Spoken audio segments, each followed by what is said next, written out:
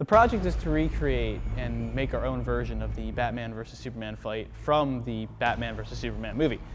The original idea came about before the movie was released, so it's going to be our own unique, original taking on it.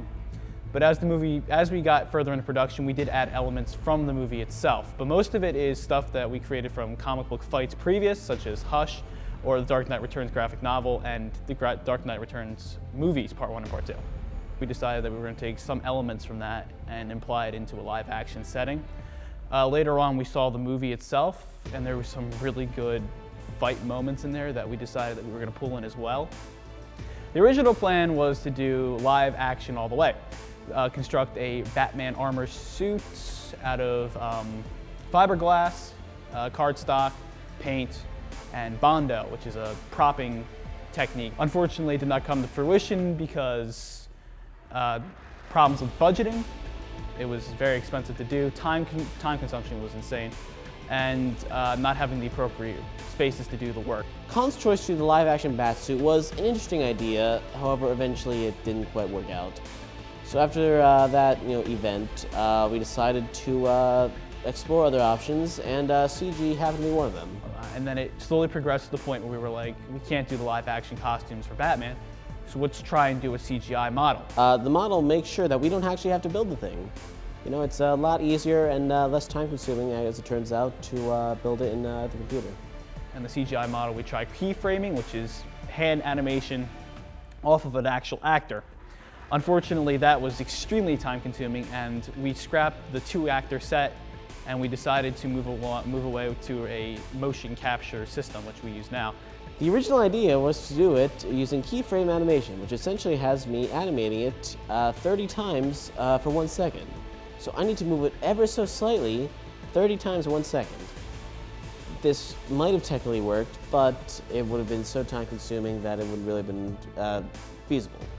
So essentially, when we were keyframe animating, Mr. Trauger suggested to us that we should explore other options, such as motion capture. One of our teachers, Steve Trauger, we were talking about our project, and he said, "Why would you guys want to do frame-by-frame animation when you can do something with motion capture devices?" And he said he heard about these people that were using Xbox 360 controllers and Kinects to use as a motion capture device to import that into Blender, which is the animation software that we were using. So, Blender is a program that was programmed with Python, and essentially what it does is a computer graphics tool set that you can use for any number of things. It has video editing capabilities, but however the main focus is CG capabilities. We use the Kinect sensor, right, which is capable of capturing depth, color, I believe heat is also a thing. It has a bunch of different camera types on it, right?